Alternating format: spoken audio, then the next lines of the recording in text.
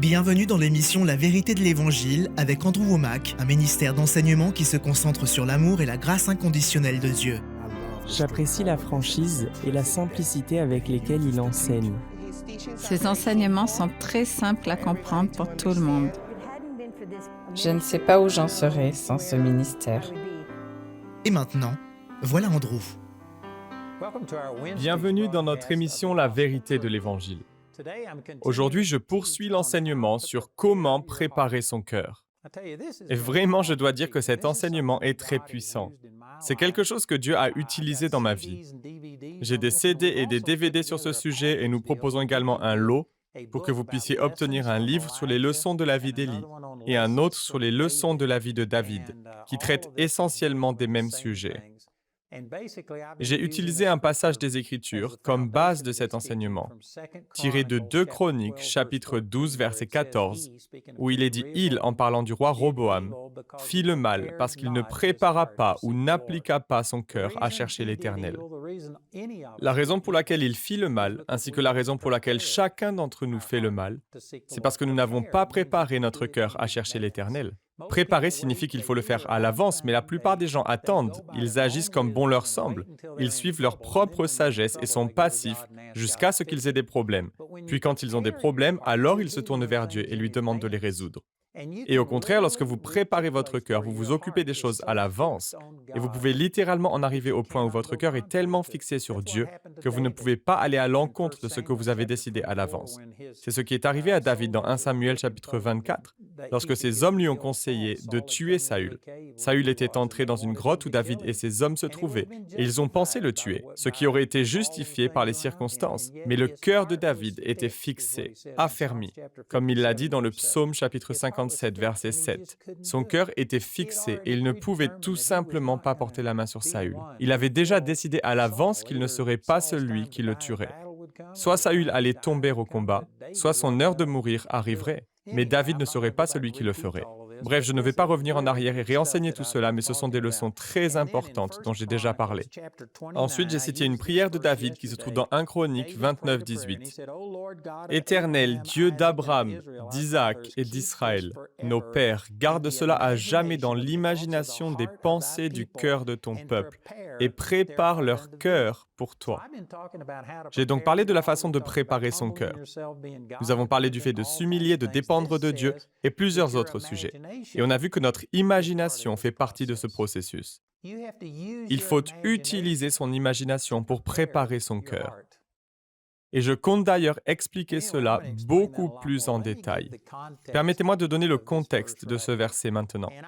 Même si je ne vais pas prendre le temps de le lire, si vous vous rendez au 22e chapitre de 1 Chronique, il me semble, David a réuni tout le peuple et a préparé tous les matériaux pour construire le temple.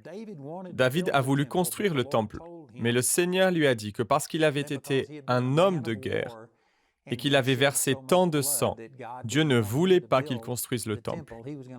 Il allait laisser cette tâche à son fils Salomon.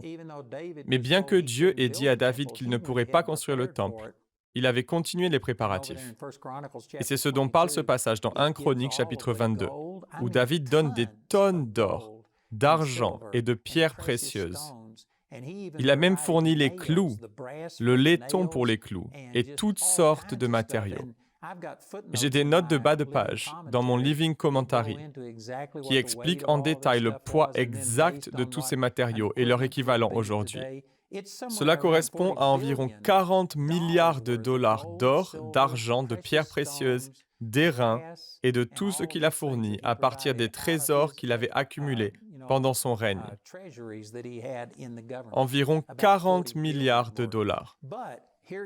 Maintenant, dans 1 Chronique, chapitre 29, David est venu oindre Salomon pour qu'il soit roi.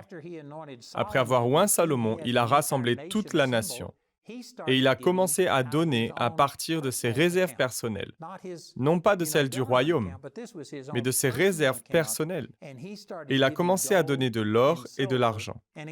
Bien que l'évaluation puisse varier, on peut estimer que David a donné environ l'équivalent de 4 milliards de dollars.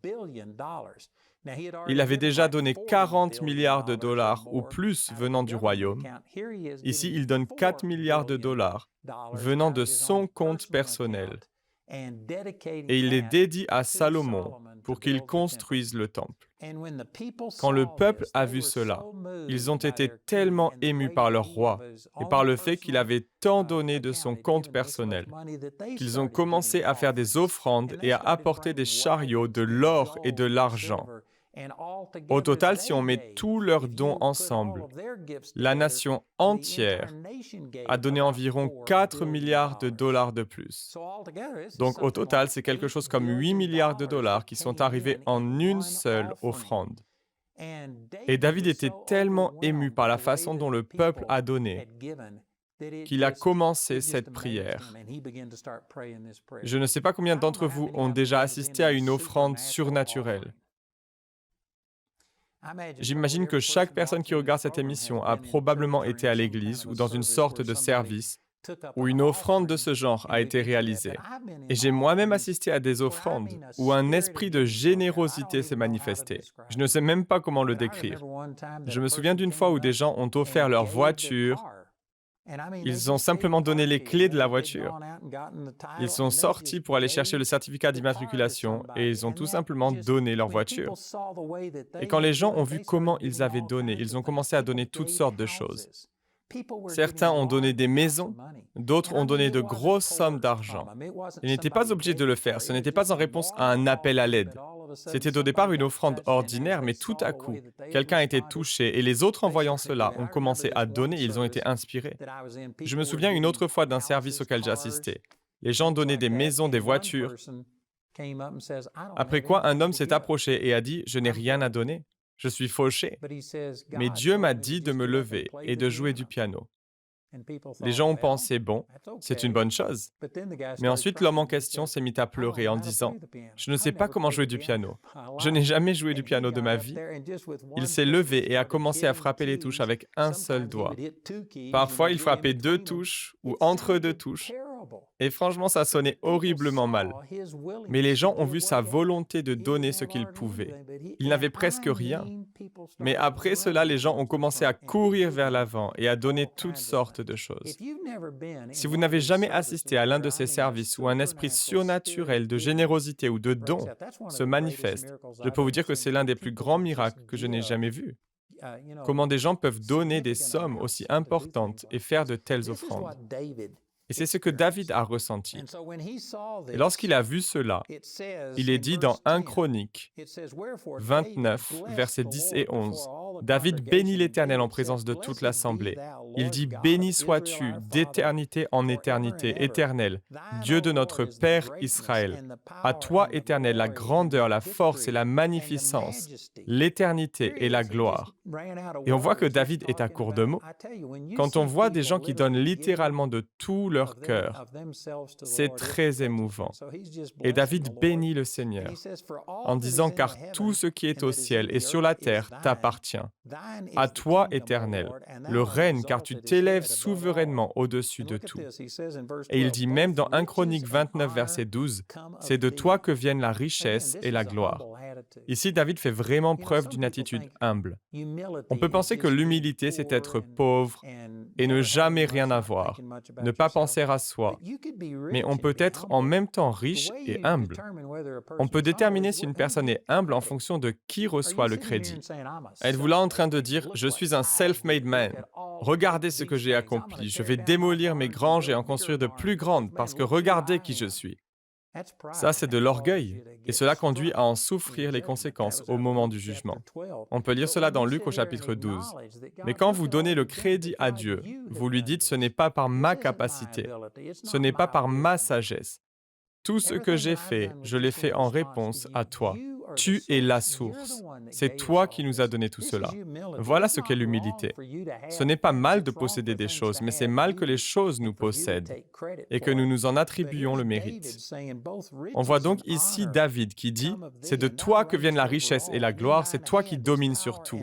C'est dans ta main que sont la force et la puissance, et c'est ta main qui a le pouvoir d'agrandir et d'affermir toutes choses.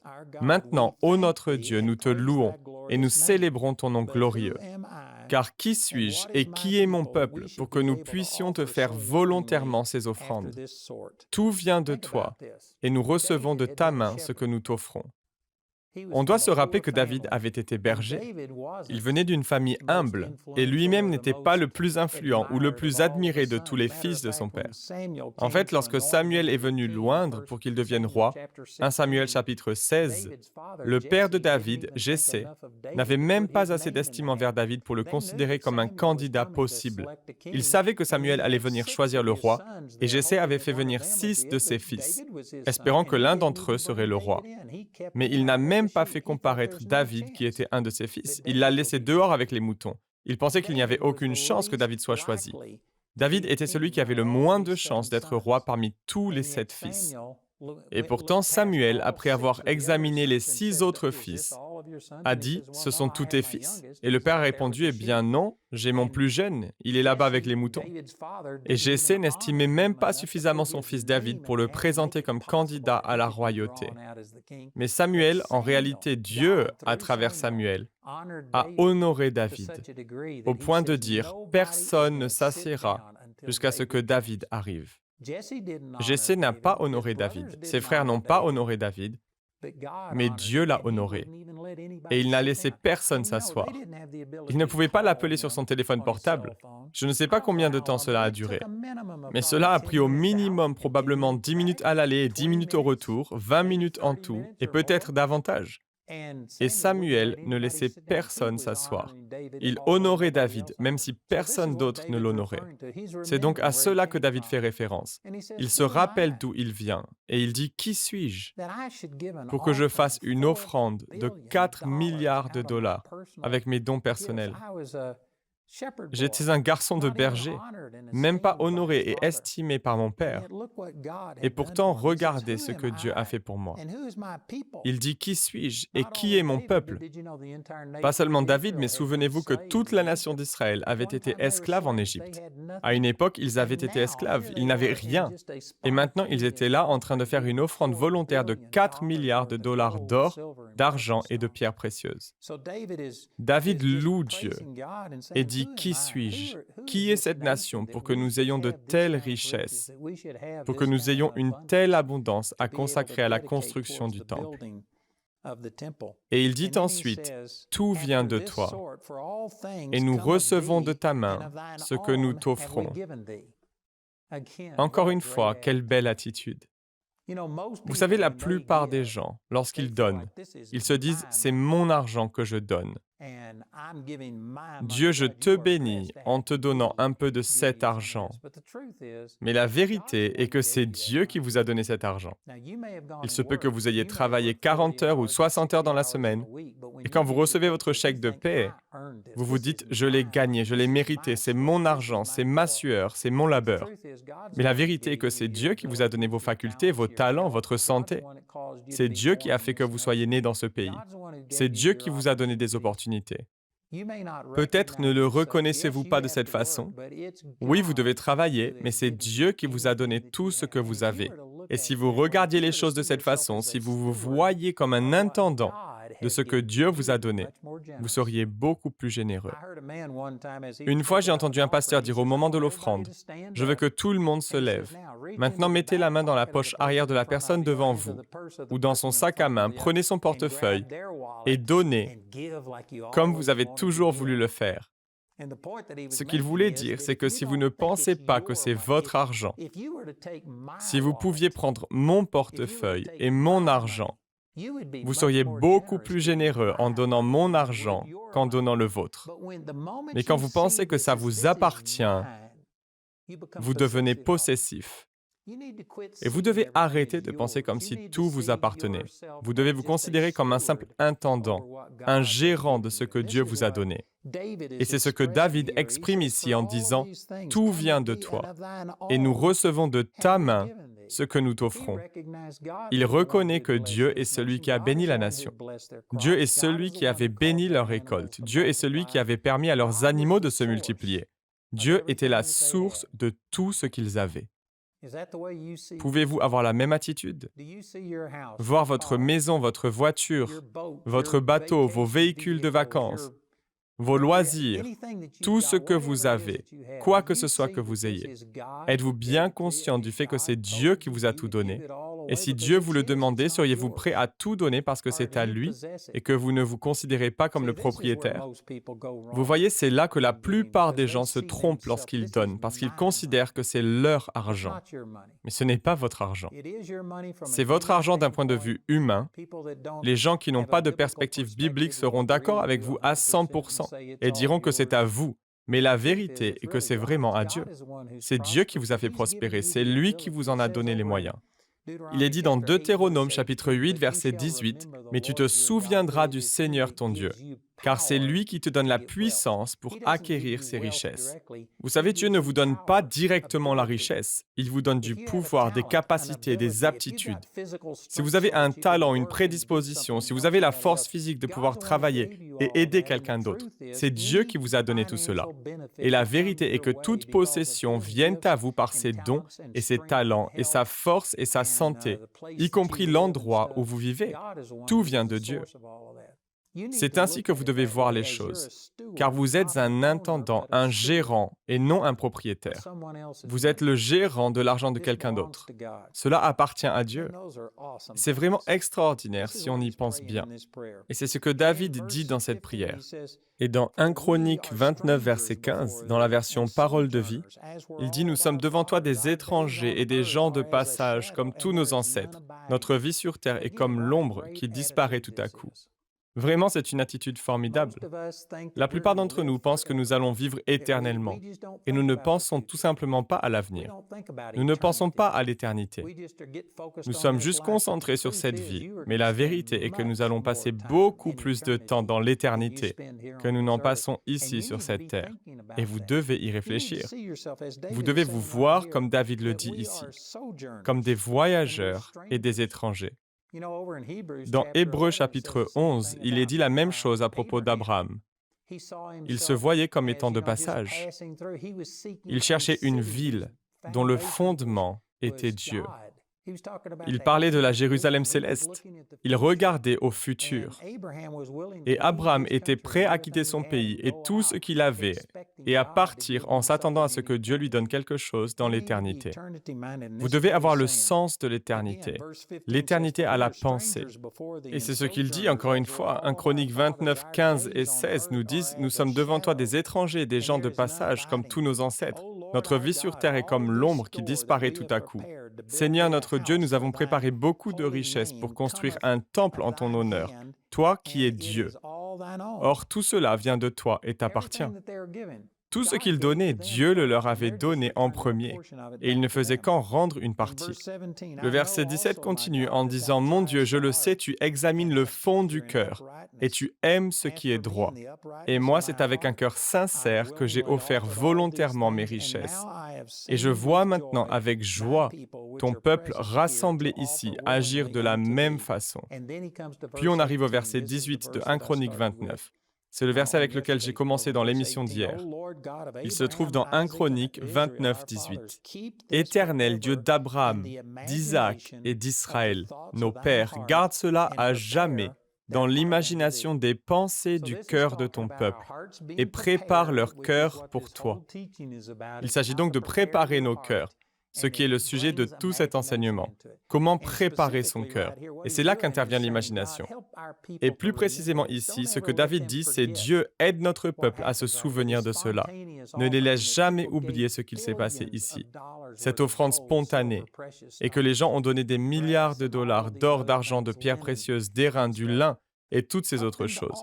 Aide-les à se souvenir toujours de cela. Ne nous laisse jamais l'oublier. Et la façon dont on se souvient, c'est par l'imagination. Si je vous demandais comment était la maison dans laquelle vous avez grandi, certains d'entre vous qui m'écoutez n'aviez pas forcément d'endroit fixe, vous déménagiez souvent, et c'est peut-être un peu difficile pour vous de vous en souvenir. Mais dans mon cas, j'ai grandi de l'âge de 2 ans jusqu'à ce que je me marie et quitte la maison. J'ai grandi dans la même maison, et je me souviens de cette maison. Et si vous me demandiez combien de portes avait cette maison, bien que je ne me sois jamais arrêté pour les compter, je pourrais vous dire exactement parce que je vois cette maison. Je pourrais vous dire exactement combien de portes extérieures nous avions dans cette maison. Nous avions 3 portes extérieures. Je pourrais compter les fenêtres. Je pourrais vous dire exactement combien de fenêtres nous avions. Je pourrais aussi vous dire combien de chambres à coucher il y avait. Je pourrais vous dire beaucoup de choses sur cette maison et pourtant je ne la regarde pas de mes yeux. Comment se fait-il que je puisse vous dire ces choses? Parce que j'en ai une photo intérieure, une image à l'intérieur de moi. C'est comme cela que vous vous souvenez des choses. Si vous garez votre voiture quelque part, si vous entrez dans un centre commercial et que vous en sortez, vous vous souvenez de l'endroit où vous avez garé cette voiture parce que vous pouvez le voir. Vous ne le voyez peut-être pas physiquement, vous pouvez être à l'intérieur du centre commercial et ne pas être en mesure de la voir physiquement, mais vous pourriez me le dire. Vous vous souvenez que lorsque vous sortez du centre commercial, vous tournez soit à gauche, soit à droite et la voiture est au premier rang ou au troisième rang. Vous ne vous souvenez peut-être pas exactement à quel endroit, mais vous savez qu'elle est en bas à gauche plutôt qu'en bas à droite. Vous avez une image de l'endroit où vous avez laissé la voiture. Et c'est comme cela que vous y retournez et que vous y arrivez. Si vous voulez rentrer chez vous en voiture, vous devez être capable de le voir, d'imaginer le chemin. Vous en avez une image en tête. Et vous ne pourriez pas rentrer chez vous si vous n'en aviez pas une image. C'est ce qui arrive aux personnes atteintes d'Alzheimer. Elles ne se souviennent pas, elles ne se rappellent pas où elles sont et où elles allaient. Elles ne se rappellent pas comment rentrer chez elles. C'est grâce à votre imagination que vous vous souvenez. C'est ce que David dit, « Seigneur, garde cela pour toujours dans l'imagination des pensées de leur cœur. » Il dit, aide-les à se souvenir, brûle cette image de cette offrande surnaturelle dans le cœur, grave-la dans leur cœur et dans l'imagination de ton peuple. Ne les laisse jamais l'oublier. Il y a plusieurs passages dans les Écritures et le psaume 103 est l'un des classiques où il est dit « Bénis l'Éternel mon âme et tout ce qui est en moi, bénis son saint nom. Bénis l'Éternel, ô mon âme, et n'oublie aucun de ses bienfaits. » Savez-vous pourquoi David a dit « n'oublie pas » ?